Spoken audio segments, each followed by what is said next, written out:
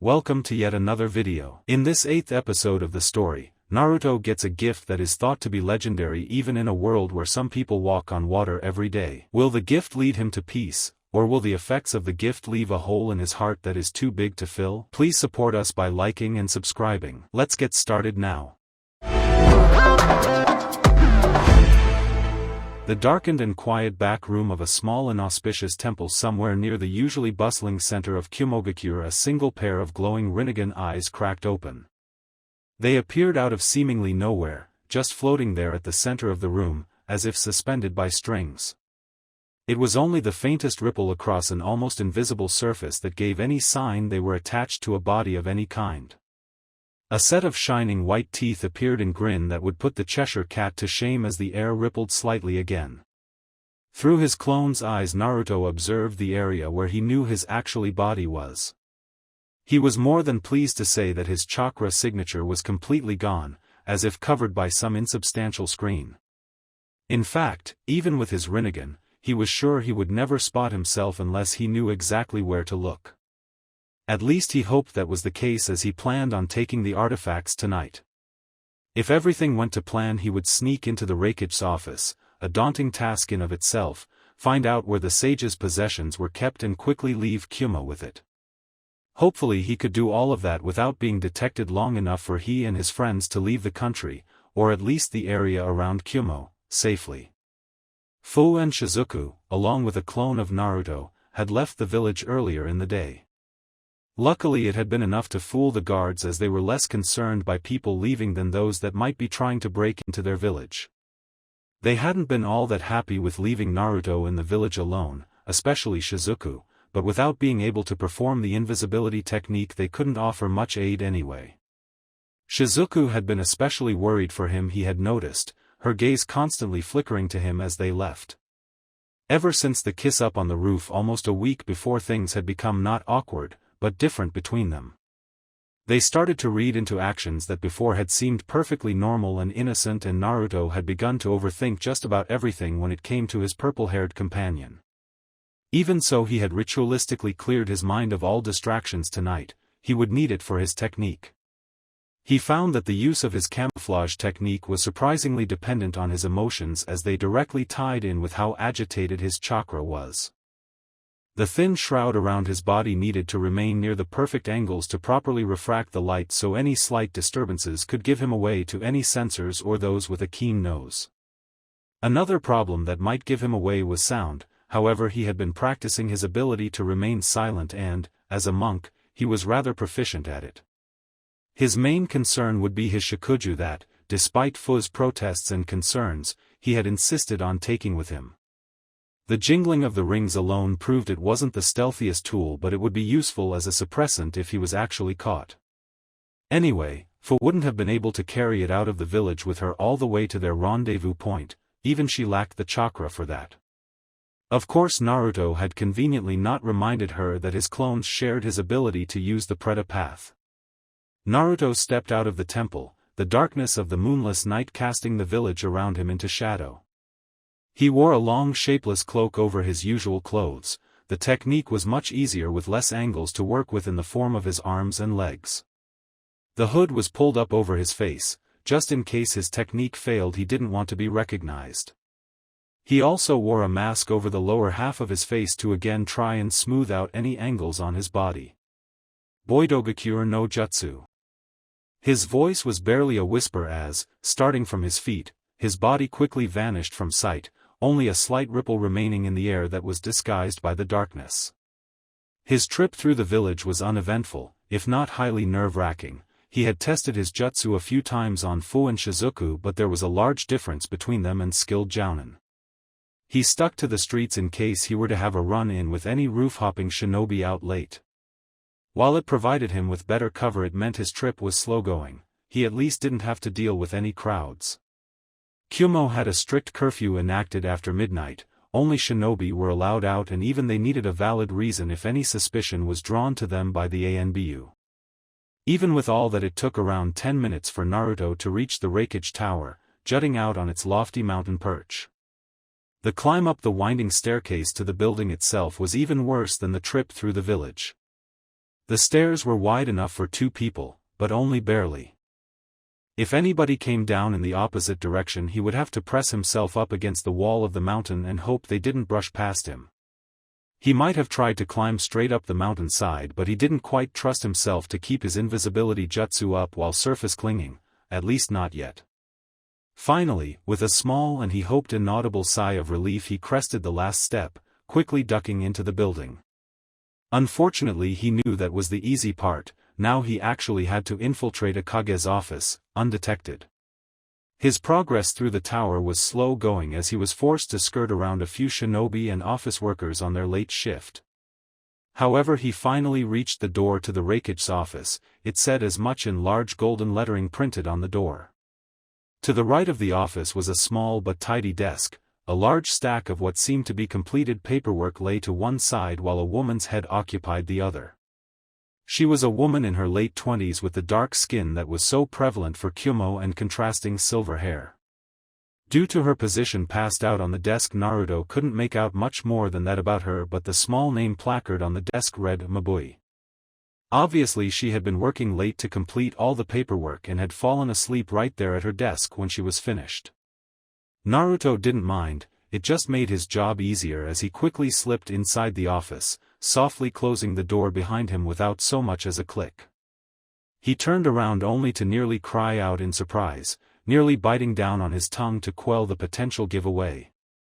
The Raikage was sat at his desk, grunting with each rep on his barbell as his other hand hastily scribbled across various forms on the desk. Naruto breathed a small and once again silent sigh of relief that he hadn't been noticed. Looking around, he noted the fact there were no ANBU in the room. He found that strange. Even though it was the Kage, the strongest person in the village, he would have thought the man might want some protection. Was his ego that large? The blonde just slowly skirted around the back of the room, making absolutely sure he was making no sound whatsoever. The brawny man at the desk didn't seem to notice anything amiss. Naruto hadn't gone into this blind. He knew very well the prowess of the Yondaime Raikage. He was the current fastest man alive now that the Yondaime Hokage was dead. He was supposed to be peerless in taijutsu and speed, and his lightning cloak was said to make him nearly invulnerable to harm, even from most wind attacks, despite it being the superior element in the cycle. Naruto had no misconception. The man before him could crush him before he could even realize what was happening, which was why the element of surprise was so important. Slowly, slower than he had ever moved in his life, the young blonde crept up behind the enormous Kage, gently raising his shikuju in front of him, base level with the dark-skinned man's neck. And just like that, it was over. He gently tapped the man's neck with the base of his staff. The Raikage's eyes lit up in a mix between alarm and rage before rolling back as he slumped forward onto his desk. To all the world it would simply look like he had fallen asleep, and there would be nothing about his body to say otherwise. However, he would have a rather nasty headache in the morning. Naruto's body slumped forward as all the tension left him. That was a stressful situation he would rather not repeat. The man must have been seriously overworked or tired at the moment, because Naruto just couldn't believe he had just pulled off that he had. Before his ego could swell any, he quickly reminded himself of why he was here, moving to the back of the room where a row of filing cabinets lined the wall and quickly disabling the seal guarding them. Hurriedly skimming along them with alert and anxious eyes, he stopped, nodding once before pulling out the cabinet. He flicked through the many manila folders he found until finally pulling out the one marked Sage. He scanned the document as fast as he was physically able, not wanting to be in this room for any longer than he needed to be, committing most of it to memory as a frown passed over his features. He slipped it back in where he found it and silently shut the cabinet, thankful it moved without squeaking. He cast one more curious glance around the spacious office, noticing with an amused smirk that 2 of the windows that overlooked the village were smashed in, seemingly from the inside. He had heard rumors of the Raikage's eccentric manner of leaving rooms, but he hadn't really believed them before now. He made his way over, looking out over the peacefully dozing village with a small smirk. He just shrugged his shoulders once before launching himself from the jagged hole, suppressing his urge to cry out in exhilaration. Another stealthy walk through the village and Naruto found himself staring at the tightly locked entrance to the museum. Apparently Kyumo thought they were safe in the knowledge the artifacts on display were fakes. The real ones were actually kept in an underground storage facility beneath the museum. Unfortunately for Naruto, that only meant one of the artifacts, the Kahaku no Juhei. All the others had been lost to Kyumo with the defection of Ginkaku and Kinkaku, Kyumo's gold and silver brothers. He didn't know much more than that, about the artifact's location or the brothers, because their files were in a different cabinet and the blonde had felt he was pressing his luck as it was. For now he would look for information on the two elsewhere and instead focus on the remaining treasure Kyumo still possessed. He slipped inside the museum only to immediately pull back out again as quickly as he dared. He had nearly walked right into two patrolling shinobi, a tall blonde-haired one he recognized as she and another dark-skinned one he didn't recognize. She's partner wore the traditional Kyumo flak jacket over a dark high-collared shirt that brushed the edges of his messy white hair. He had an overall bored demeanor, reminding Naruto somewhat of an older Omoi, except much deadlier if his confident stance and large sword said anything. Naruto flattened himself against the museum wall as the two walked out, seemingly on a routine patrol. However, the blonde blanched as she suddenly stopped with a frown on his face as he looked around the area. Naruto nearly ran for it when the man's eyes drifted over him. It may have been a trick of the fading light, but the blonde could have sworn the Kyumo shinobi's gaze lingered on his position for a moment. What is it, she? The blonde's partner tried to look at where his teammate was so intensely staring but saw nothing but the wall of the museum they had been patrolling. The light-skinned ninja just stared a moment longer with a frown before shaking his head dismissively. It's nothing, Darui, just thought I sensed something for a moment, but it was weak, probably just a rat or something. The bored-looking man just shrugged as he turned to continue their patrol route. He hated the museum, it was too dull for him. She lingered a moment longer, casting a backwards glance at the spot he swore he had sensed something in. It was the briefest flicker of a chakra signature, no larger than a small mammal, but just the fact it vanished so quickly disconcerted him. Inside the museum, Naruto panted, releasing the pent-up breath he had been holding as she intently stared at the position he had been standing. He had taken the first opportunity to move as he could, the moment the shinobi looked away to talk with his teammate. While it was good to know his technique could stand up to an obviously powerful sensor type, he didn't want to go through something so nerve-wracking again. He had no intention of fighting his way out of Kyumo and no illusions he would make it on his own power. He let out another sigh before righting himself, quickly making his way through the various levels of the museum, disabling the various security seals he came across. It would leave a sure trail of where he had been, but he had no intention of staying long enough for any Kyumonin to capitalize on it. Once again he passed through the fake artifact display, casting a slight glance at the large and false pot, replicating the object he was here to steal. He had actually fought a rather long and painful struggle with his conscience in order to go through with this. Technically the Kahaku no Juhei was a part of his legacy, however it was technically Kyumo's property. Then again, they weren't really using it, it had only ever been used to seal the Hachibi away between Jinchuriki anyway. Right now they had Kurabi and he was as stable a Jinchuriki as they came, minus the strange fixation with rapping. Even then, over 4 years of monk teaching had been hard to suppress in order to do this. However, if he wanted to understand more about his ancestor, with Kyubi so unwilling to talk, he needed to study the man's possessions. These thoughts kept him occupied as he snuck into the maintenance area of the museum only to be faced by two standing shinobi in front of a large vault-like door. Unfortunately for them, Naruto didn't approach them with nearly the trepidation he did the Raikage, and soon they were on the floor, blissfully snoring in unconsciousness. Sometimes he just loved his shikuju. It took him surprisingly little time to break through the many complicated and numerous seals covering the surface of the storage facility's door. All seals really did share the same flaw that made them so useless against him. It would be amusing if he wasn't completely nullifying one of the most prestigious fields of the shinobi arts.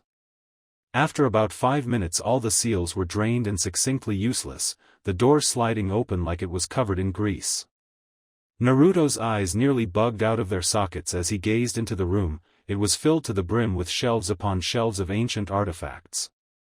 The time period seemed to range from the Third Shinobi War stretching back way beyond the warring clans period. It was truly an impressive sight, but not one that would detract Naruto from his goal.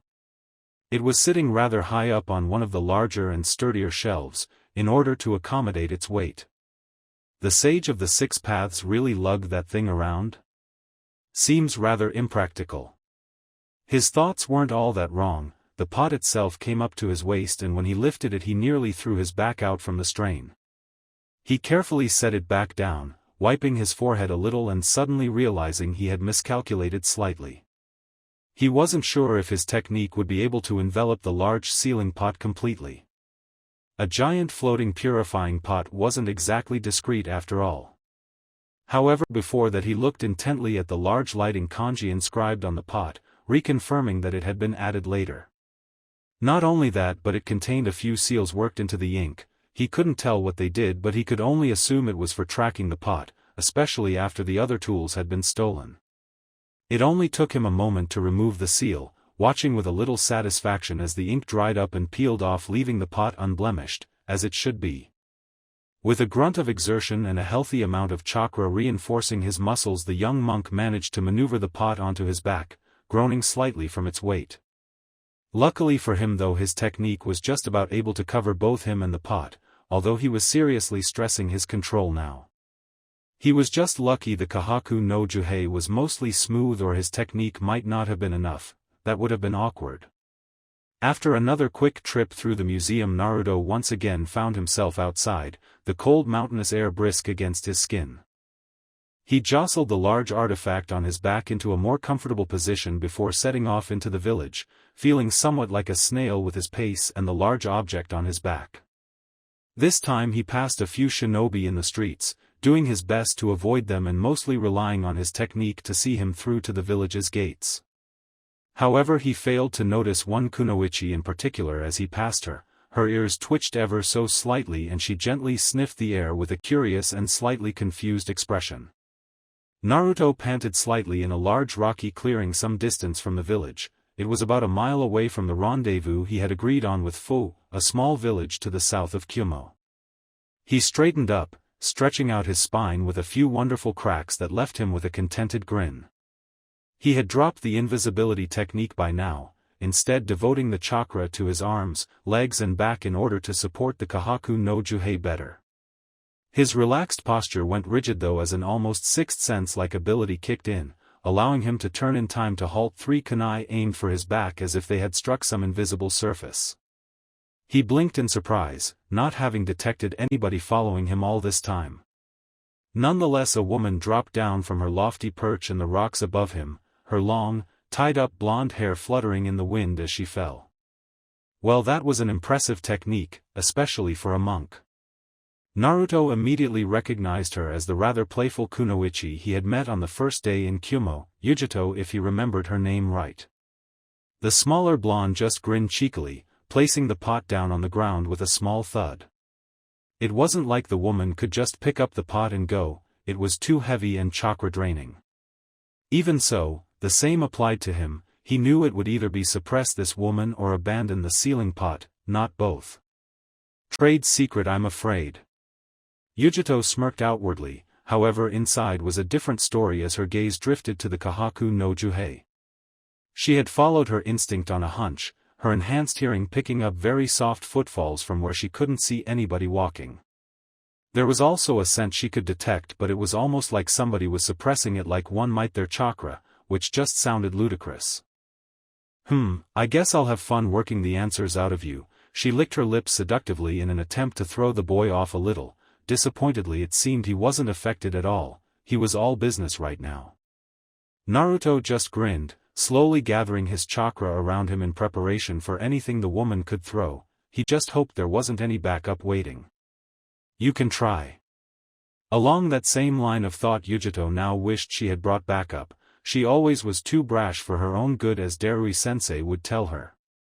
When the boy had finally dropped whatever invisibility technique he was using, which impressed her for one so young, she finally saw why he was running away. At first it had amused her, simply thinking the boy would drop from his chakra being drained after a few minutes. However, he had just kept going. He didn't even look tired now, and he had been running with the pot for about an hour. Just the thought of how large his chakra reserves must be almost frightened the jounin. "Oh, I intend to, little monk." Deciding not to play around anymore, Yujito quickly flared her chakra. Almost instantly her nails grew out about a foot in length, sharp as razors. She dropped into her four-legged stance the same moment Naruto moved into his own after planting his shikuju into the ground. Mizu no Mai. Yujito cocked her head a little, noticing that the stance was eerily reminiscent of the Hyuga Taijutsu style from Konoha. However, this boy did not look like one, although she could not see his eyes. She rushed forward, lashing out with her claws in a very straightforward, but very fast lunge that was supposed to leave the boy impaled on her claws. She would like to play around with him a little, but stealing precious artifacts from Kumo was a serious offense. Naruto surprised her by moving with unbelievable grace, slipping to the right of her attack and almost gently nudging her clawed hands up and away from his body. When she rounded, she noticed Naruto raise an eyebrow at her in curiosity that quickly shifted to understanding. "You're a Jinchuriki, aren't you? For the Nibi, right?" Yujito faltered in the attack she was about to perform, looking at the young blonde incredulously. She quickly shook her head of the surprise. Her status wasn't exactly secret in Kumo, at least to the shinobi, and if this boy could find out where the Kahaku no Juhei was kept, he could quite easily gain information like that. She recovered in time to launch a quick offensive, this time being more measured in her movements. She came forward with a barrage of lethal slashes, making sure to keep her footing light and mobile so she could attack from many angles. However, the boy's body flowed like water, she couldn't even touch him. Occasionally he would use a hand to divert her away from the wrist, and each time she came away she felt oddly tired. Deciding to take a different approach, she leapt back, flashing through hand signs in the air to finish on the tiger seal. Katan, Gakakyu no Jutsu. With that she breathed out an enormous stream of bright blue flames that took the shape of an enormous sphere. She watched as it barreled down on the young monk, making her smirk as she prepared for her next attack. However, she watched on, surprised as the boy made no effort to dodge in any way, quickly being engulfed by the technique. Yujito just shook her head in wonder. She had been sure the blonde would be able to dodge that. It wasn't the fastest technique even if it was supercharged by the Nibi. She had planned on him dodging so she could catch him in the air where he couldn't dodge. Shinra Tensei. In her shock she had let her guard down slightly. Even if she hadn't, little could have prepared her for the enormous wall of invisible force that crashed into her body. She flew limply through the air, watching as the sphere of flame dwindled down to nothing, absorbed into Naruto's outstretched palm as his other was pointed towards her. Luckily her reflexes kicked in, allowing her to twist impossibly in the air to land back down on all fours in a pose that reminded Naruto of a cat. It was fitting, he supposed. Yujito made the logical leap that any of her other fire techniques would be just as effective as the first, and given the fact Naruto only had a few singes on his clothes, she didn't think that was very. Just to be sure though, she began to run forward, keeping a trained eye on Naruto's hands in case he tried that repulsion move again. As she ran, her hands flashed through seals that, while Naruto's Rinnegan could clearly see and memorize, would be just a blur to a most. Raitun, John. She held out both palms in front of her and immediately a bolt of pure lightning shot out like a laser, on a direct course with Naruto's body. It was so bright that the surroundings actually seemed to dim in comparison with the vibrant white bolt. Naruto simply stood there, once again making no effort to dodge the technique. This time her vision was unobstructed, so Yujito was clearly able to see the jutsu get absorbed once it reached a certain distance from his body. Wow, now that's impressive. So are all ninjutsu just as effective on you?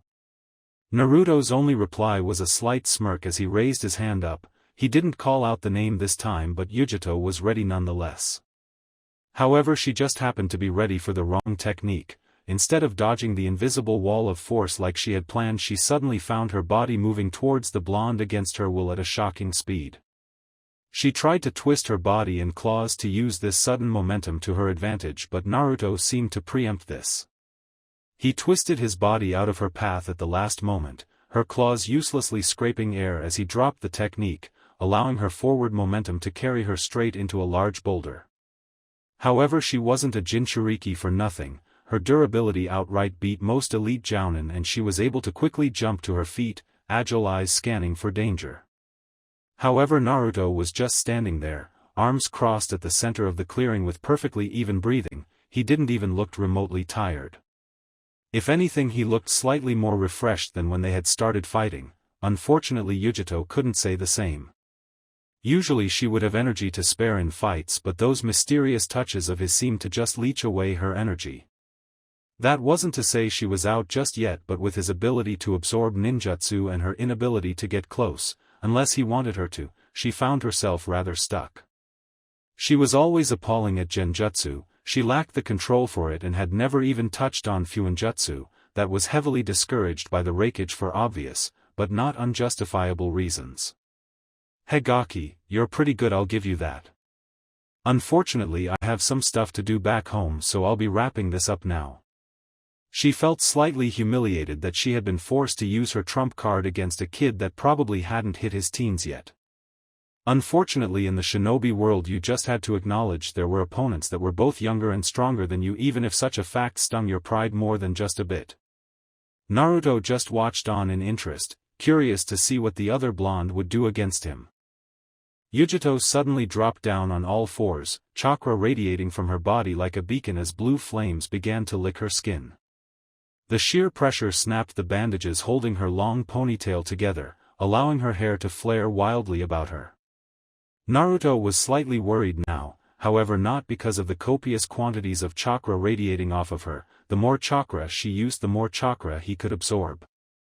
No, it was because with all this bijou chakra being thrown around, Kumo was sure to have noticed. You didn't have to be a sensor to feel this, no more than you needed great eyesight to sense if the sun was out. However, Yujito managed to surprise him. Instead of using the bijou cloak like he imagined she might after hearing about it from Fu, she instead erupted into an enormous sphere of blue flames. And there, standing before him a few moments later in all its flaming glory, was the Nibi no Nikomata, staring at him with one green eye and one yellow. Naruto just stood there, observing it for a moment as it exhaled a huge fireball, much larger than the one Yujito produced. Of course, Naruto just stood there and took it as chakra. No matter where it came from or how dense it was still chakra. Then again, he wouldn't like to test that theory against anything like a Bijudama. From what he had heard from Fu and her training with the violent attack, it was rather nasty. All he knew was that after training with it for the first time, Tani no Kuni had a few extra valleys to its name. When the Nibi realized its attack had no effect, it roared at Naruto aggressively, ready to charge forward and crush him with its tails. Naruto just stood there uncaringly. He had a lot worse from the Kyuubi, whose chakra was both more potent and more terrifying. However, before it could attack, Naruto opened his eyes, fully. The enormous cat immediately stopped, staring into those rippled eyes like it was hypnotized. Naruto had been prepared to throw it back towards Kumo if he had to, but stopped himself as the flaming cloak began to recede, the enormous feline dissipating into blue flames. All that was left was a panting and weary Yujito in the center of a still smoking crater, her head lolling about tiredly. She just looked up at Naruto's calm and scathed form as he walked towards her, a hint of fear appearing in her eyes before she succumbed to the stress of using her bijou's chakra and fell unconscious. Naruto was about to grab the Kahaku no Juhei and hightail it out of there, but looked back at Yujito's prone form. He estimated Kumo Shinobi would reach his position in just under 40 minutes.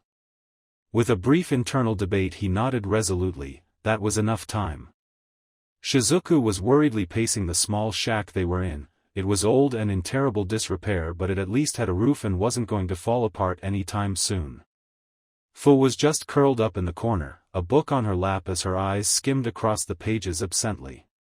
In honesty, she wasn't actually reading. She hadn't turned a page in over an hour. However, she wasn't the type to pace out of worry.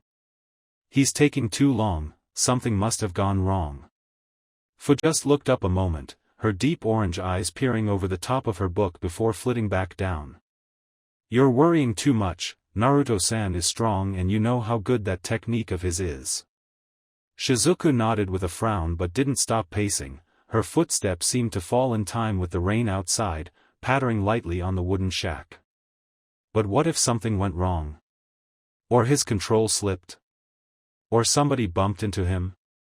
Or Kumo has some really powerful sensor type?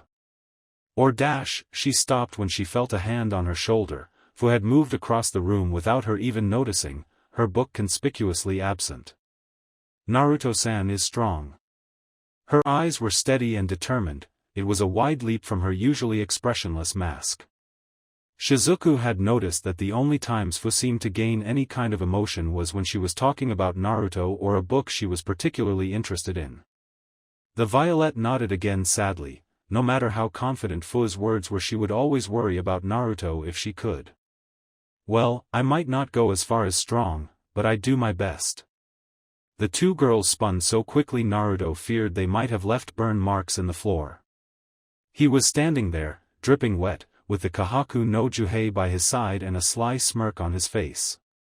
Naruto-kun. He suddenly found himself bowled over by a flying purple blur that left him in a heap in the floor with an excited and relieved Shizuku straddling his chest. Wow, what a warm welcome.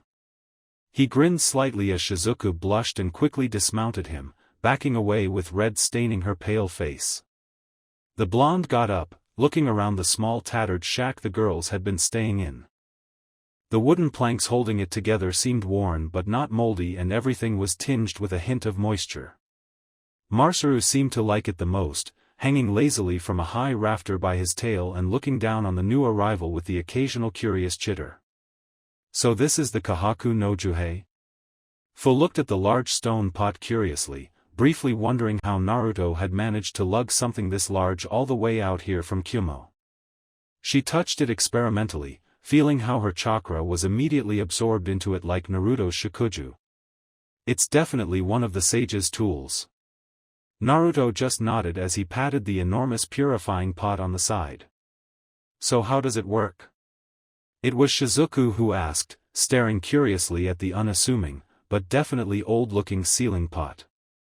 Naruto raised a hand up with his mouth open, only to frown and look back around at it. Actually, I have no idea. Shizuku and Fu immediately sweat-dropped as the blonde sheepishly rubbed the back of his neck. I guess you just open it. Fu raised an eyebrow at that as Naruto went to lift the small wooden lid covering the pot. Isn't that dangerous? Naruto just waved her off as he tentatively raised the lid just a crack. All three were holding their breath at this point as Naruto moved the lid further and further up. Finally he pulled up to reveal exactly what was supposed to be inside of a purifying pot, a dark nameless liquid. Naruto just stared at it for a moment, half expecting it to do something. When it didn't, he just shrugged and replaced the lid. Is it broken? Shizuka was curiously looking over the large stone container, careful not to touch it though. She had learned that she had larger than normal reserves for her age, but nowhere near enough to hold Naruto's staff for more than a few minutes. Again Naruto just shrugged. He probably should have learned how the pot worked before taking it, that was an error in hindsight. How are we going to carry it around? It's hardly inconspicuous. Again Naruto drew a blank, suddenly realizing how little he had thought this through. It had seemed so simple before, or at least as simple as stealing a highly prized artifact from both the Raikage's office and a secure vault in Kumo could be. It wasn't like they could share the burden, only Naruto and Fu could carry it safely, and in her case it wasn't for all that long, maybe an hour at maximum. Well damn. Naruto slumped to the floor, seriously considering the possibility of just cutting their losses, leaving the Kahaku no Juhei and just running for it.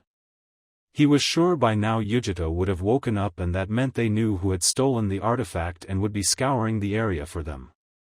In a fit of frustration Naruto smacked the pot with his staff, only to join Fu and Shizuku in watching amazedly as the pot shrunk before their very eyes. The stone seemed to contract on itself, any slight cracks that had been there before fading away as the entire artifact condensed into a small pot that might fit in somebody's palm, the thick white rope now better resembling string. Well, that's convenient. Naruto just blinked as it suddenly made a lot more sense for the sage to carry this around as opposed to its hulking counterpart. It made him wonder if the other artifacts had different forms they could turn into. It made him look at his staff appraisingly. Fu just nodded with a skeptical eyebrow, wondering where that fit of luck came from. Suspiciously so. Naruto just shrugged with a pleasant smile, picking the now considerably smaller pot up from the floor. Right now it didn't look all that special, Kyumo certainly wouldn't recognize it, which was a plus. Hey, don't look a gift horse in the mouth. He quickly fixed the pot to his belt, hanging it by the white string which was just about long enough to keep the priceless artifact secure. Strangely, even with its reduced size, the chakra it tried to draw from him was exactly the same. It would still be unsafe for most to hold, never mind use. He looked up with a grin. This made things a lot easier for them. Well, that's one problem dealt with, but we should probably get going. Kyumo's going to be scouring this village in probably a few minutes. Fu's eyes widened at that. She had expected a response from Kyumo with one of their most precious artifacts stolen, but not so soon. You were followed? Naruto just nodded with a sheepish grin, already heading for the door. He smiled when he noted the Kahaku no Juei didn't hinder his movement at all. However, like with his Shikuju, he was having to use the Preta path consistently so it didn't slowly drain him of chakra. It's a long story, I'll explain on the way. And with that the trio took off into the rain, making their way south as fast as they could go. Naruto was sure there would be Kyumo Jounin faster than them, especially with Shizuku, but without them knowing where they were going exactly they would have to spread out and search, slowing them down considerably. His only problem would be if a sensor picked up his trail, which was why he was using his Boidogakure technique on and off to confuse any would-be pursuers.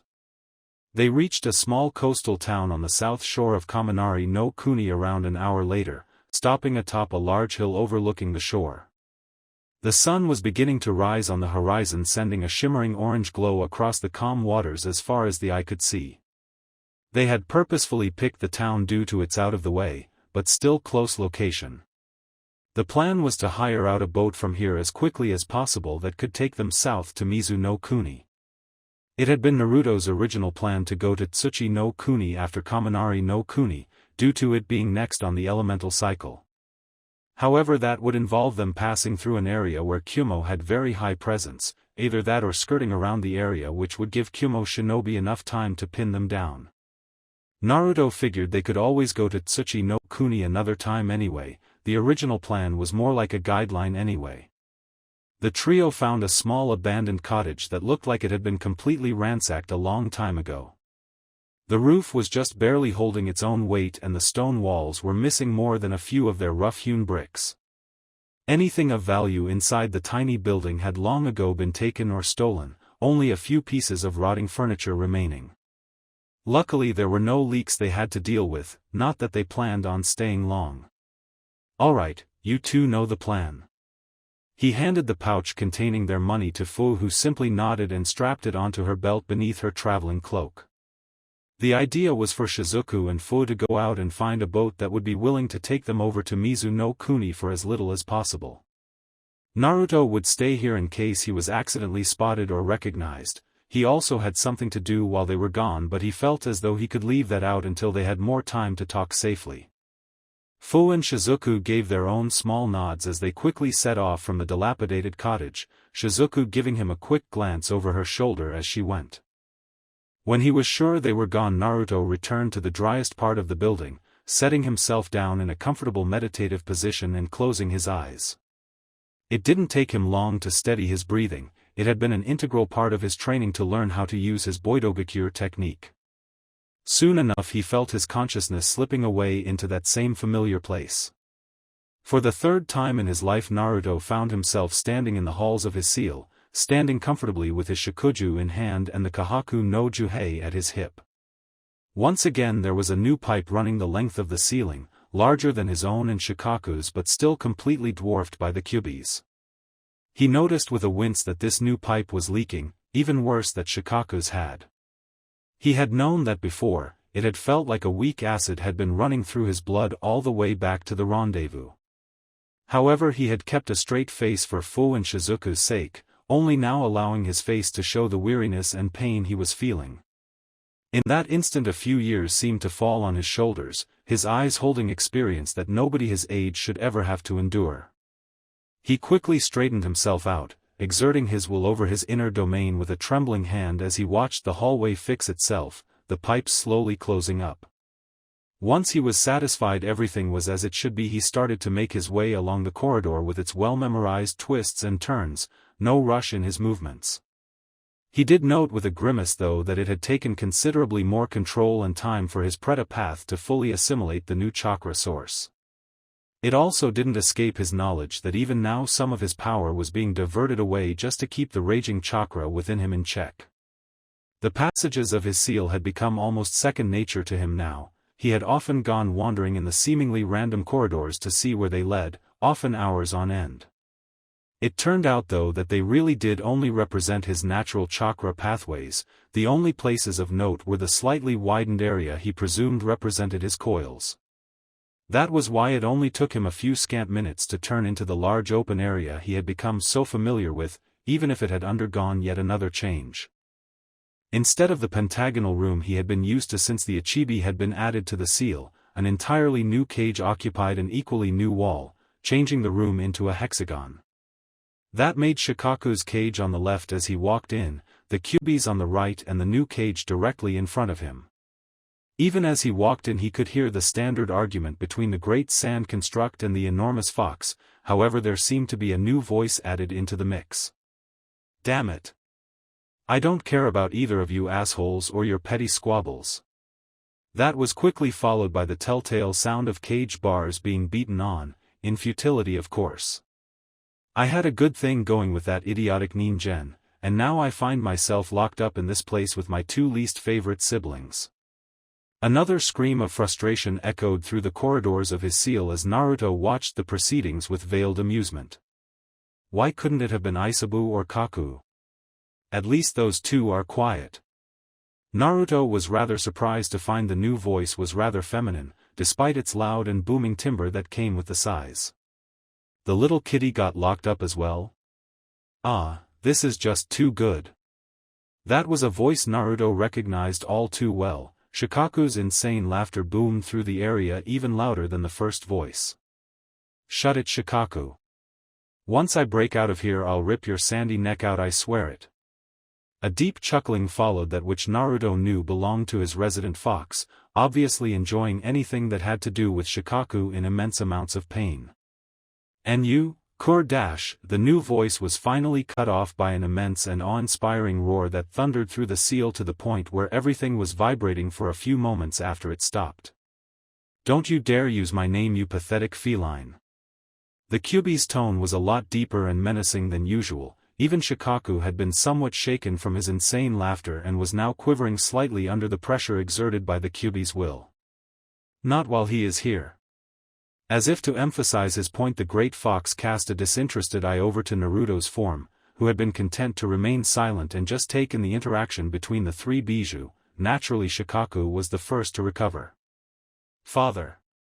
Naruto had to spend the next minute rubbing the great tanuki's head until it contentedly fell asleep against the bars of its cage. All the while a set of yellow and green eyes watched him carefully from the darkness of their own cell.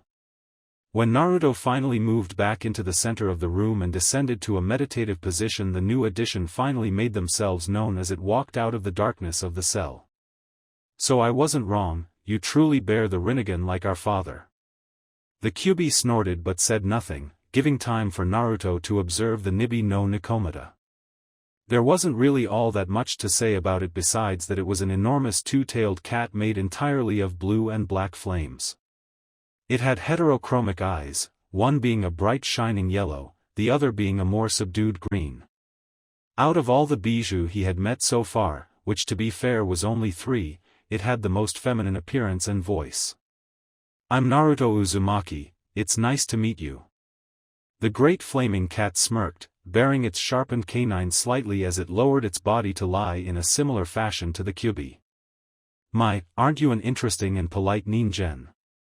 How fascinating. The large cat looked at Naruto for a moment, its decolored eyes seemingly piercing right through him. I am Matatabi, the Nibi no Nikomata. The Kyuubi growled dangerously from its cell at both Naruto and Matatabi, sneering in both disgust and anger. The little respect I had for you is crushed, cat. It spat the word angrily with narrowed eyes, almost making its fellow bijou flinch under the steely gaze. To so willingly debase yourself and hand away your name in the same careless manner that Rinnegan do. I had expected you to be better than that insane tanuki, instead you practically hand yourself away to this mere child. It growled once more before closing its eyes, ignoring the world for a now in disgust and apathy. What do you mean? What is so wrong with me learning its name? The Kyuubi barely cracked an eye, although it was still filled with rage and something else Naruto couldn't fathom. I do not expect a Rinnegan to know the value of words, especially a name. With that the Kyuubi closed its eye again, settling down on its paws away from the cell door. Naruto turned to the Nibi for an explanation only to find it smiling at him, and not in the cruel manner the Kyuubi did or in the insane way Shikaku managed. If anything the large cat looked pleased, as well as that emotion fit on a 2-story tall flaming cat. Do not mind my brother Rinnegan, he has always been too prideful for his own good. I warned him it would someday bite him in the tails, and look where he is now. The only response was a small but still deadly growl from the fox.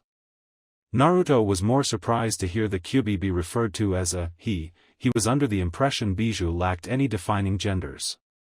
He? The great cat just tilted its head curiously, or was that her head? We may not have gender little Rinnegan, but we certainly gained aspects of both our father and our progenitor. Some more masculine. She shot a pointed look at the Kyuubi's cell. The fox didn't even grunt in acknowledgement. So naturally some more feminine. Our father gave us these bodies and minds, only he knew what we really are. Naruto just nodded. It made somewhat sense, it at least made referring to them easier. So the sage of the 6 paths really was your father. The Nibi nodded languidly, its eyes half-lidded in a lazy manner that at least lived up to the species she emulated. Or our mother, in the sense he gave us life. Another Cheshire smile split the cat's flaming face as it stared at Naruto with those same piercing eyes. And here you are, his successor in the flesh. And over 1,000 years later, unless my sense of time has gone askew during my captivity. I guess that makes you my new master. Naruto wasn't quite sure what to make of that. He had never expected any of the bijou to be so submissive. The Kyuubi on the other hand seemed to know exactly what to say on the subject, expressing it with an angry fist slamming down onto the floor. Enough. That mere child will never be a sliver of the man the sage was. The fox's voice only carried pure rage and disgust, its volume nearly enough to wake the peacefully sleeping Ichibi. Our father could stride across oceans, create beings from nothingness, was strong enough to defeat the most powerful being known to the earth and still strong enough to create us on his deathbed. You would do well to remember that cat. He finished off with a low sneer of contempt, allowing his restless tails to stop their agitated swaying. Please fox, he bears our father's eyes and staff, he even looks like him. What more could you possibly want as proof that this is the true legacy our father left to the world? Naruto was starting to become slightly uncomfortable as the center of an argument between two such powerful beings. The Kyuubi on the other hand was unfazed, growling lightly as he lay back down with his eyes fixed in a permanent glare. You always were a pitiful sycophant. At that Matatabi returned the glare to the Kyuubi, although it lacked the same sheer presence the fox could exert. Coming from our father's personal lapdog? You heeded his every beck and call like it came from the mouth of Kami.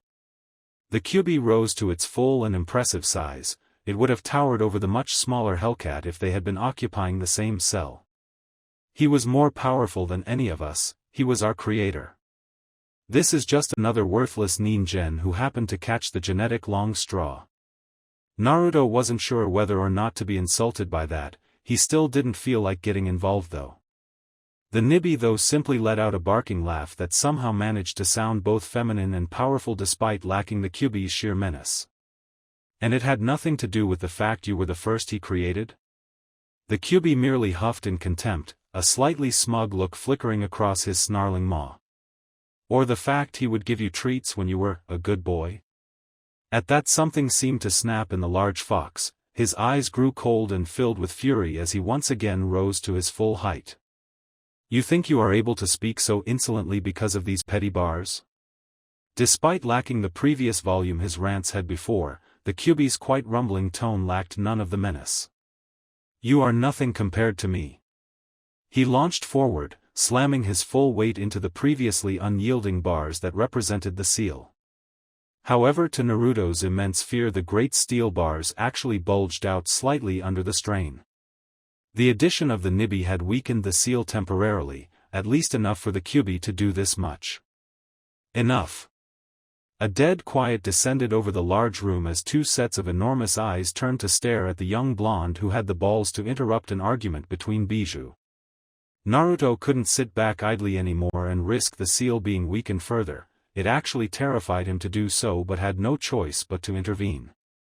That was why he was now floating at the center of the room as if he was standing on the air, shakuju in hand and eyes cold. Stop arguing like children. The Kyuubi glared at the boy, his lips pulling back into a vicious snarl as he was about to angrily bark back. However, Naruto simply leveled his cold, unyielding gaze at the mighty Bijou, using all his willpower to simply maintain eye contact with the enraged fox. The Nibi simply watched this with awe, not having seen anybody but their father stare down the most powerful of the nine like that. Eventually the Kyuubi snarled once before laying back down, closing his eyes in apparent indifference and dismissal, allowing Naruto to let out a relieved breath. Naruto calmly turned his gaze to the flaming Hellcat. This time she actually did flinch slightly, remembering a time when somebody else looked at her with that exact same gaze. It took a lot less time for the lower-tailed Bijou to relent, weakly lowering her head in submission and respect. In those few moments it was like the sage himself was looking out of Naruto's eyes, and she returned to the easily swayed kitten she had been at the start of her long life. I'm sorry too-san. Naruto blinked away his surprise at the title before allowing a kindly smile to pass over his features. The enormous cat almost visibly relaxed at that. Some of the best moments in her early life had been preceded by that very same smile. It naturally calmed her. It's all right. He gently floated back down to the floor of the room, quickly settling into a seated position as the Nibi did the same with her two tails swaying slowly behind her in perfect sync. Naruto was about to fade away from the seal when a thought struck him, or more accurately a certain pot dug into his side uncomfortably. Matatabi? The flaming cat looked up in interest. She hadn't been addressed by her actual name in a millennia, literally. Her last container, Yujito, was friendly, but she only wanted her power. She had not earned the right to know her name. Yes, Tusan? Another irritated grunt emerged from the Kyuubi's cell, but he didn't say anything, thankfully. Naruto wasn't sure he had the willpower for another staring match with the most powerful creature in existence. You wouldn't happen to know how the Kahaku no Juhei works, do you? Surprisingly, the large flaming cat nodded, almost a little too eagerly. Father explained all his old possessions to us. Naruto raised an eyebrow at that description. All of his old tools were ways he came up with in order to defeat the Kyuubi. Each one failed before he eventually tried to seal its chakra within himself.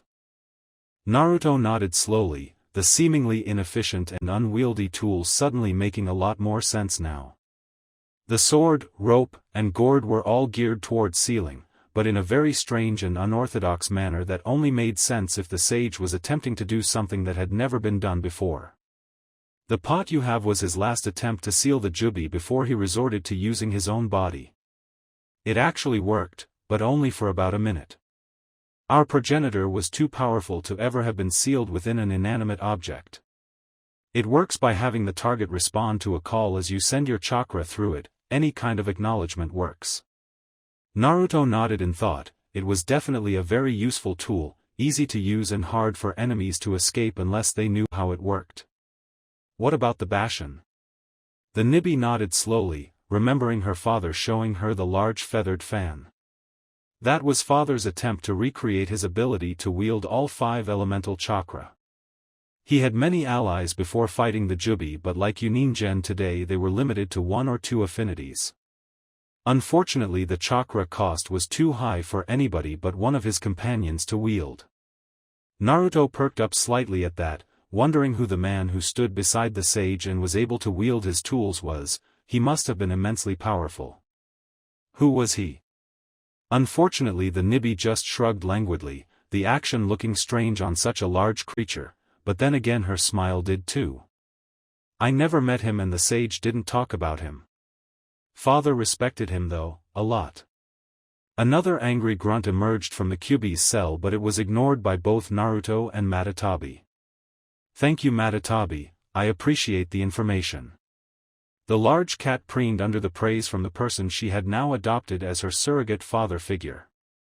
Suddenly though she bowed her head slightly, looking oddly sheepish for such an enormous creature. Could you? She trailed off, but Naruto saw her sideways glance at Shikaku as she lowered her head submissively. The blonde just took a deep breath, completely weirded out by everything that had gone on in the seal so far. He was sure that after today nothing would surprise him anymore. He walked forward, reaching his hand through the bars of the Nibi's cell at the same time she leaned her head forward. The blonde was surprised when the flames that made up her body seemed to quell at his proximity, better resembling blue and black fur instead. He quickly rubbed the large patch that he could reach as a low rumbling purr resonated through the room, bringing a small smile to his lips. If it had been satisfying to have the Ichibi quiver under his touch, it was doubly so for the more powerful Two Tails. He left the seal feeling oddly at peace, surprisingly glad for the new arrival. Out of all three, Matatabi was his favorite bijou so far, not that he would let Shikaku know that. Coincidentally, Naruto opened his eyes at almost the same moment Fu and Shizuku walked into the cottage. By the height of the sun he would say it had been around an hour since he had gone into the meditative state. He simply looked up at the two girls with an expectant expression, only to be returned by two equally sullen ones. At least sullen in Fu's unique expressionless way, he had a knack for understanding what she was actually feeling even though she hid it. Sorry Naruto-kun, Kyumo must have sent messenger birds to all the ports. Every ship is on lockdown and can't leave until it has been searched by Kyumo Shinobi. Most of the captains wouldn't even accept our money, they know better than to go against their shinobi village. When the blonde looked across to Fu, the mint-haired girl just nodded once, obviously having found out the same as Shizuku. He just sighed as he stood up, walking out of the cottage and into the early morning sun. Well, that's not good. He frowned and thought as he looked out over the ocean, now resplendently lit by the early morning sun. Suddenly something the Kyuubi had said echoed in his mind as a small grin alighted on his whiskered features. Don't worry, there's another way for us to get to Mizu no Kuni. For some reason Shizuku and Fu felt a little uncomfortable with Naruto's mischievous grin. They knew this wasn't going to end well for them. Naruto just turned back to the sea, the grin not leaving his face for a moment. So the sage could stride across oceans, could he? Thanks for the info, Kyuubi. It was a relatively normal day in the northern region of Mizu no Kuni, so naturally it was raining, the mists were heavy, and visibility was low. Two shinobi were out patrolling the coast, their worn headbands clearly marking them as Kirigakure ninja. Of course, nowadays in Mizu no Kuni that can mean one of two things, loyalists or rebels. Unlike in Aim no Kuni, it was very well known that a civil war had broken out in Kirigakure ever since the Yondaime Mizukage, Yagura, had declared war on bloodline users. It was a bloody time for residents in the land of water, with entire clans of Kekii Genkai users going extinct overnight under the orders of Kiri's Kage. Of course these people were human, so they didn't take it lying down. Naturally a rebellion arose against the current regime, with many bloodline clans banding together against the purists under Yagura's iron control. In this time of war and bloodshed, the once peaceful, if not secluded, Mizu no Kuni had gained a new moniker, the Bloody Mist. Come on Kenji, get off your ass and stop lazing around. One of the shinobi, a lanky man with limp brown hair covered by a loose-fitting blue bandana, was currently waiting for his companion to get up from where he was lounging against the base of a large tree. Calm down Shiroko, it's not like we're in any rush.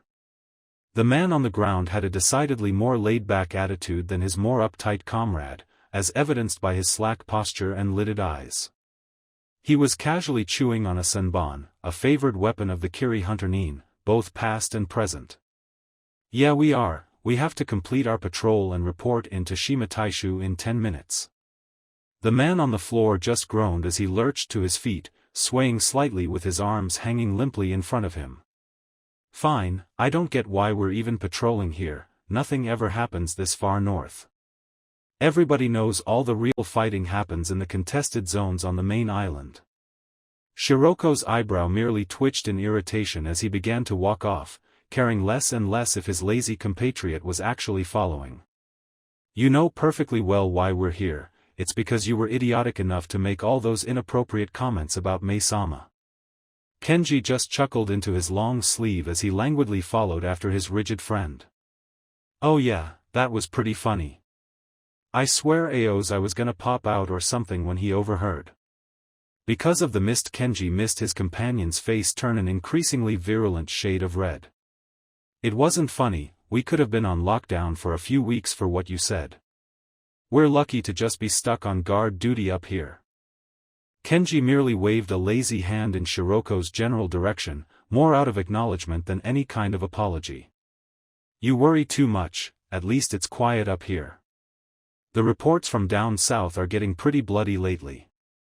Shiroko merely sighed, adjusting his bandana slightly and tucking a few strands of hair underneath the cloth. Yeah, I guess you're right about Dash. Both shinobi were suddenly interrupted as they heard a faint but increasingly loud whistling sound approaching their position. While Kenji might have been lazy, and rude, and incompetent at times, he was still a trained shinobi and recognized what that sound could mean. Both sets of eyes turned towards the stretch of coast they were nearest to see a black spot in the sky, barreling towards them at astonishing speeds. Incoming! Kenji and Shiroko both took cover behind a set of palm trees, keeping an eye on the shore and the incoming projectile. However, both could only raise an eye when whatever it was drew closer, eliciting another sound. Yahoo! As enormous crash followed as whatever it was smashed right into the water at the shore, creating an enormous splash that nearly reached the two hidden men. When the water finally settled, both were astonished to see what appeared to be a young boy in his early teens crouched in a three-point stance on the water's surface. If it weren't for his unusual arrival in Mizu no Kuni, the two might have mistaken him for a monk. He was wearing the traditional robes and carried a shikuju. The only thing that marked him as any different was the archaic headband on his forehead, the type that hadn't been worn for centuries. Kuchios. As if only to surprise the two even more, the boy immediately slammed his hand down on the water, a sealing matrix quickly spreading out from his palm. Once the resulting veil of smoke lifted, the rebel shinobi could see two girls, one with purple hair dressed as a miko, the other with green hair in more revealing white clothing. The violet looked decidedly ill from the rather unorthodox method of travel, while the verdette merely straightened up, glancing around their new surroundings. The two Kiri shinobi shared a quick look before nodding to one another and dashing off. Their captain had to be informed of something like this. Erg, I don't feel too good. Naruto just gave Shizuku a sympathetic pat on the back as the girl leaned heavily on a nearby tree.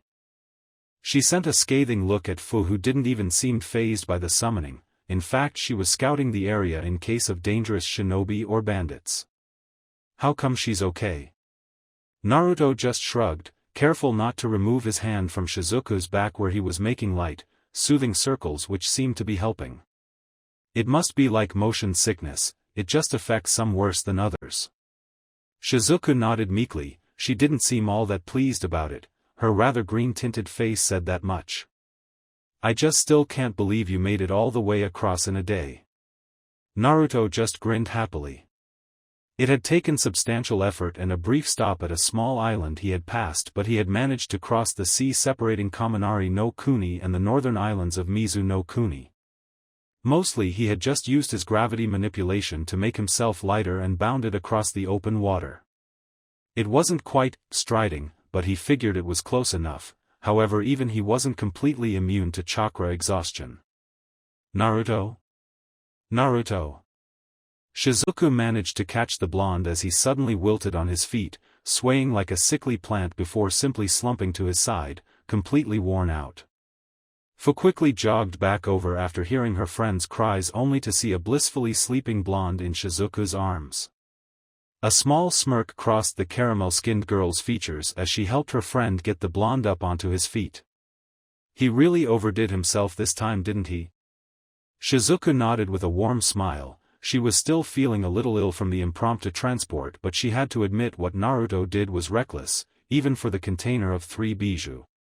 But I don't know what he would be like if he didn't do stuff like this. Even Fu had to smile at that as she quickly pulled Naruto onto her back, his limp head lolling comically over her shoulder. Shizuku looked a little jealous that Fu was the one carrying Naruto, but she knew Fu was both stronger than her and had greater stamina. We should find a town so he can recuperate. Shizuku shook her head to clear away her green-tinged thoughts with a smile before nodding in agreement, only having half heard what her friend had said. A light groaning announced Naruto's reawakening to the world, or more specifically the little brown-haired girl who was staring at him not 3 inches from his face. She also happened to be sitting directly on Naruto's chest, a fact he noticed through his suddenly labored breathing. They just stared at one another for a few moments, Naruto with an expressionless face and the girl with one of odd curiosity that only children can pull off well. "You have funny eyes." Naruto let a small smile spread over his face, stretching out the whisker marks on his cheeks, much to the little girl's amusement. "Thank you, I take pride in my eyes bringing amusement to others." The girl just cocked her head slightly, trying to figure out what Naruto meant by that and if he was being serious or sarcastic. Then again, very few 3-year-olds have a solid grasp on sarcasm. In the end she simply giggled into her hand as she got up off of Naruto's chest and ran from the room with quick, pattering steps. Naruto raised himself onto his arms with an amused expression before looking around to try and see where he was. It was a small but warm room with a very family feel with its cozy red walls and simple but well-used furniture. There were a few pictures on the wall of a family, the little girl featured in most of them as well as 2 adults who were most likely her parents given the similar hair color of the woman and eyes of the man. He sat up and stretched his neck as he quickly removed the blanket that had been laid over him, panicking slightly when he realized his clothes and possessions were missing. He relaxed though when he spotted them over on a nearby chair, his shikuju leant up against it. "I hope Tanai didn't disturb your sleep." Naruto looked up just as he pulled on the last of his clothes, his robe-like shirt, to see the woman that featured in most of the pictures. He just gave a kindly smile, allowing his features to set into his well-practiced serene expression. "Of course not, she was merely curious." The woman chuckled in a light tinkling tone with a knowing nod. She herself was like an older version of the little girl with the same long brown hair and kindly heart-shaped face. She had a few wrinkles and worry lines, but her eyes held plenty of youth and energy. "May I ask where I am?" Quickly nodding, the woman motioned for the blonde to follow her out of the room. "I'm Minawa, your friends brought you here to our village saying you had fallen unconscious from exhaustion.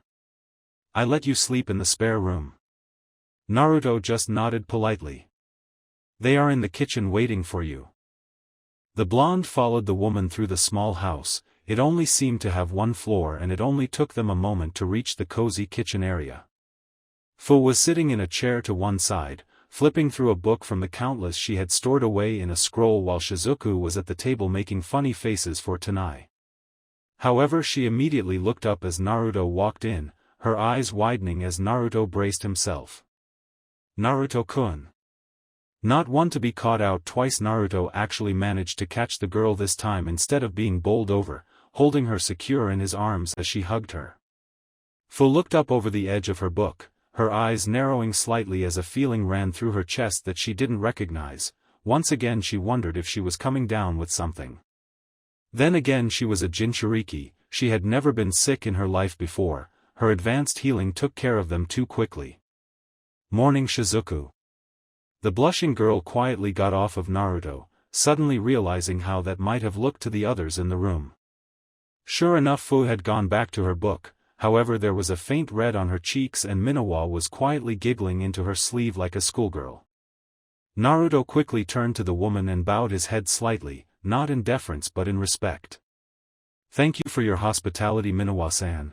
Is there anything I can do to repay you before we leave?" The brown-haired woman frowned slightly at that, saddened that the people who had gotten on so well with Tanai were already leaving. "Must you go so soon?" Naruto just nodded with a slightly sad smile. He didn't know the woman, but she seemed kind for letting complete strangers into her home. Yes, we're going to Kiri, so it would be better to get moving in the early hours of the day before the mists get too thick. The mists of Mizu no Kuni were somewhat of a legend, they never truly dissipated. The country was always shrouded by at least a light fog, much like how Amigakure was always experiencing some degree of rainfall. At worst, the fog could make it almost impossible for you to see even your own hand in front of your face. They tended to get worse as the day went on, so traveling in the mornings was fairly common. Minawa on the other hand just gained a look of alarm as her eyes widened. The two girls had not told her their destination. Kiri? You're going to Kirigakure no Sato? Naruto just nodded, slightly confused by the woman's startled reaction. But you can't. The civil war is worst between here and there. She looked sadly across the room to another portrait of the happy family trio, all grinning at whoever was taking the photo. Many people are fighting and dying out there right now. And not just those fighting, those caught in the crossfires are dying too. She looked up, surprised to feel a warm hand clasp her shoulder, to see Naruto smiling at her softly. Don't worry about us, we're a tough group. He nodded politely again, leaving a few ryo, the equivalent for a stay in a nice inn, on the table as he made for the door. Again, I thank you for the warm bed. With that he waved before ducking under the flaps that acted like the door, Fu and Shizuku quickly following him out into the street after saying their own goodbyes. Tanai rushed out after them, slightly saddened to see the funny people leaving but waving with a grin on her face all the same. Bye Mr. Funny Eyes. Bye nice ladies. The trio smiled at the little girl as they walked off, Minawa coming out a moment later to usher her daughter back inside. Soon they were walking down the street of the village they were in, getting the occasional nod from a townsman that passed them in the opposite direction. Naruto just looked around with a genuine smile. The village seemed peaceful and happy, nothing like Mizu no Kuni had been described to him by one of the monks who had tried to provide aid there. His name was Motoko, an elderly monk who had been with the fire temple for all of his adult life since running away from his home as a teenager. He had gone out to Mizu no Kuni when word of the civil war had reached the mainland.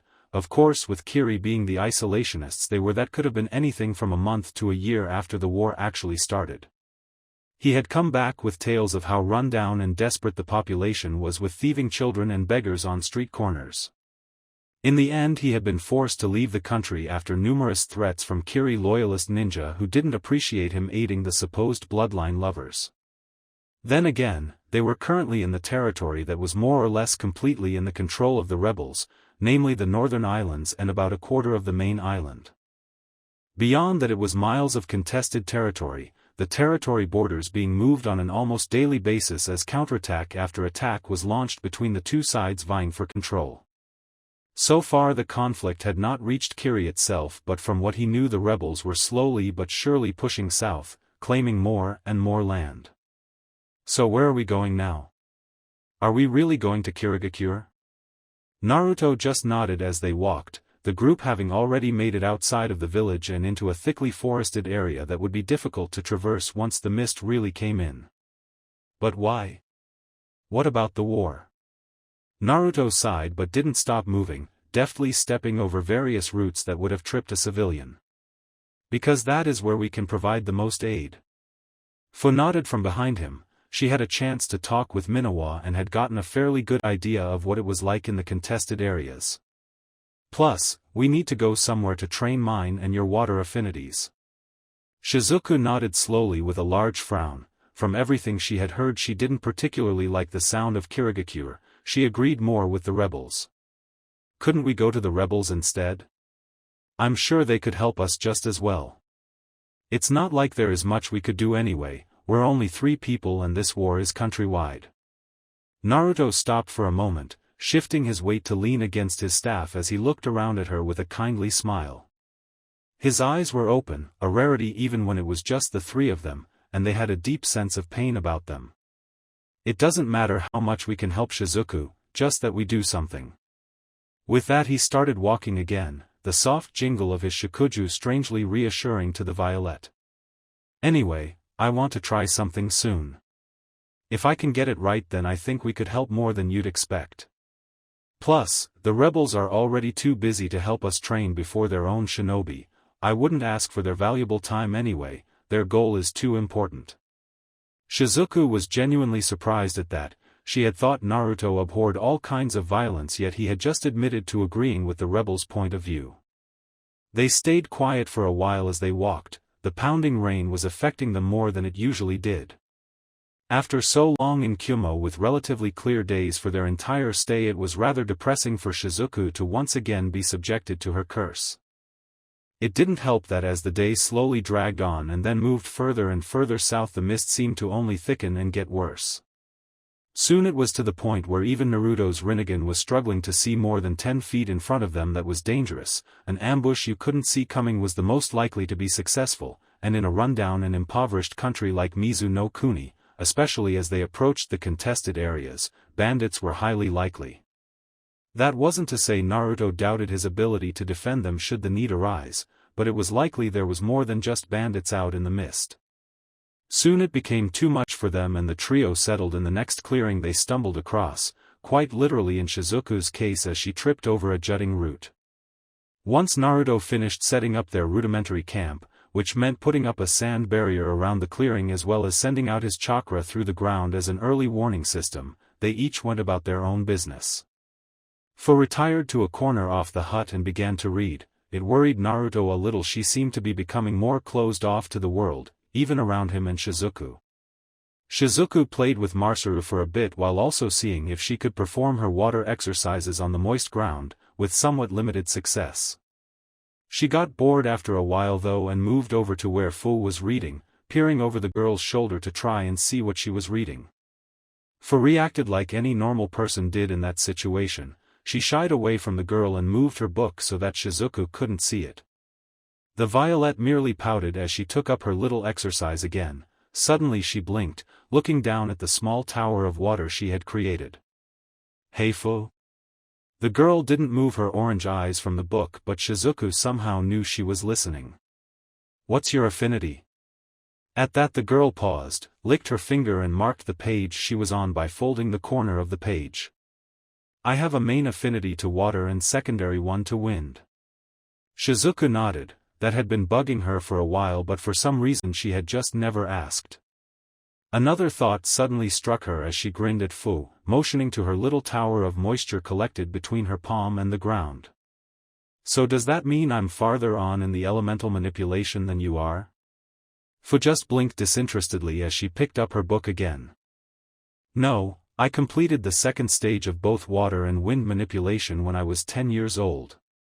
Shizuku just frowned dejectedly. She thought she finally had something she was better at than Fu. Suddenly her head shot up, confusion evident across her scrunched-up features. "Hey, then why haven't you told me what the second stage was after all this time?" Fu simply looked up once from the book, her face blank and expressionless.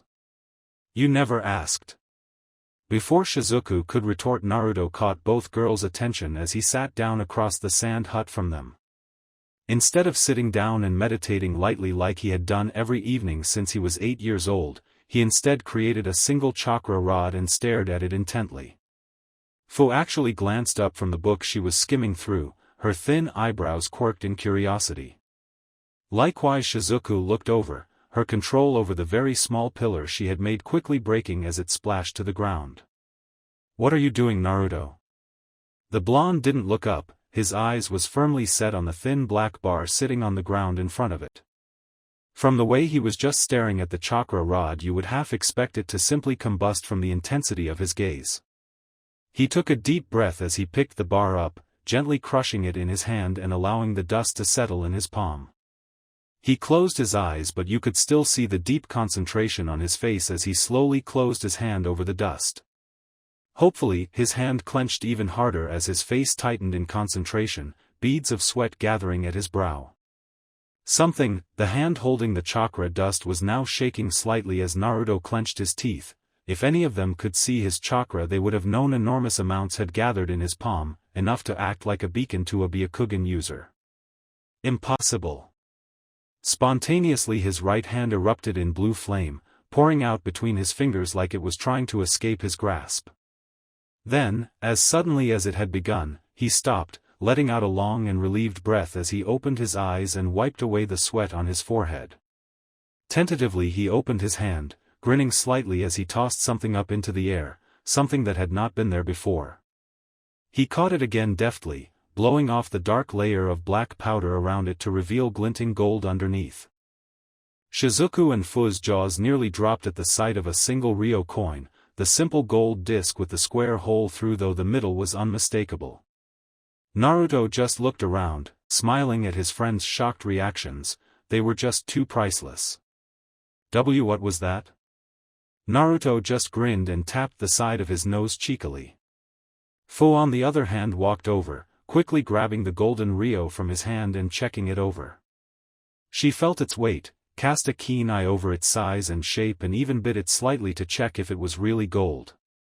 It was common practice for Shinobi to be able to tell the difference between real and fake money because sometimes the customers were as sneaky as the ninja they hired. She looked down at it in her palm, her eyes wide and disbelieving, nearly dropping the phantom coin like it would just combust in her hand. It's real. Naruto just kept grinning, although inwardly he was slightly tired from just that small use of the jutsu he had half expected not to work. Fu looked down at him, eyes narrowed and coin held in front of her, almost accusingly. How did you do that? Naruto stopped grinning. He figured he had played with his friends long enough. The sage created the bijou from the chakra of the jubi. I think in comparison a small gold coin is slightly more doable. Fu just blinked. Naruto had told her of the Kyuubi's brief mention of the sage's ability that allowed him to create life itself. You are trying to recreate the Banbutsu Suzu? The blonde just gave a knowing smile as he stood up, stretching his back out. He hadn't been sitting for very long, but it had felt as though he had been in that position for hours, and all he had created was one golden coin. How does it work? At that the blonde just chuckled sheepishly, absently creating another chakra rod and spinning it lazily between his fingers. Now that I couldn't tell you, because I have no idea. He sighed wearily, allowing the simple rod to disintegrate in his grasp, reabsorbing the chakra he had used to create it. I did it more off a hunch than anything else. The Kyuubi called the rods a cheap imitation, so I figured I would start from there. Instead of trying to create something other than them from nothing but chakra, I would try to convert the rod into something else. The gold coin was just the first thing that came to mind that I could easily visualize. Fu nodded thoughtfully, still staring at the little piece of metal that minutes ago hadn't existed, at least in this form. So in theory, you could create anything you visualized? Naruto shrugged, like he said he had been operating off of a hunch. He knew just as much as she did. I guess, if I had the chakra. He looked down, frowning slightly as he plucked the coin out of the vedette's hand, looking at it strangely. But you know, it's weird. In one way I feel as though I've used up loads of my chakra, yet at the same time I feel almost exactly the same as I did before. I don't really know how to explain the feeling. He suddenly looked up, clicking his fingers once as he absently flipped the coin up, the flash of metal catching both Fu and Shizuku's attention. Actually, do you remember when you first started drawing out chakra?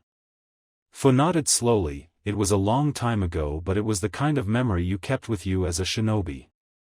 It's almost like when you first start to mold chakra, but you get the balance between spiritual and physical wrong.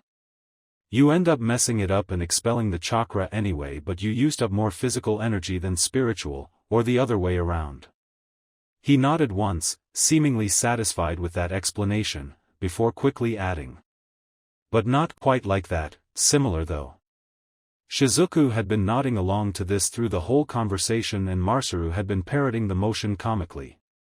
I'm lost. Naruto turned to Shizuku and just shrugged helplessly. That was the best way he could find to explain it. Fu took the coin back. It was strangely warm, and for some reason she felt inherently safe while holding it. It was strange because she had never been all that concerned with money before in her life. Then again, she had never held a coin that had been created from pure chakra before either. Well, I guess we're set for money now. Naruto just raised an eye at the purple-haired girl as he took the coin back, closed his hand around it and concentrated for a moment. When he opened it again, nothing but a fine black powder poured out. He didn't miss the disappointed looks from Fu and Shizuku, although in Fu's case it was for a different reason. That would be highly misappropriate, don't you think? It's basically fraud. Shizuku merely pointed at the blonde accusingly. You were the one who made it in the first place. Naruto just motioned to the now dissolving black powder on the damp floor, causing Shizuku to pout cutely. Well, either way it's not fraud. Fu said it was real money. Naruto just shook his head and sat back down. This strange tiredness, yet not tiredness, he was feeling was disorientating. I'm not going to just create money to make our lives easier, it's irresponsible. Shizuku frowned at the ground, not noticing Masaru sending confused glances around the room, wondering what was going on with the strange large monkeys he had been following. Then how are you going to use this to help people like you said you would? Naruto just smiled sagely as he leant against his own wall of sand, noting absently that the mist didn't seem to be affecting it as long as his chakra was in it. Money is not the answer to all problems, Shizuku. Now if you don't mind, he yawned into his hand and curled up slightly on his sleeping mat, his eyes slowly drifting shut. I'm going to sleep. Fu and Shizuku just stared at the napping blonde for a moment before both their eyes drifted to the small pile of black dust that had just finished dissolving into bright golden sparkles that slowly faded from view. Thank you for watching. I hope you enjoyed it. Make sure to like and subscribe, and don't forget to share this video with your friends. If you want early updates, check out Patreon. This is Fox Sage, and I'm signing off.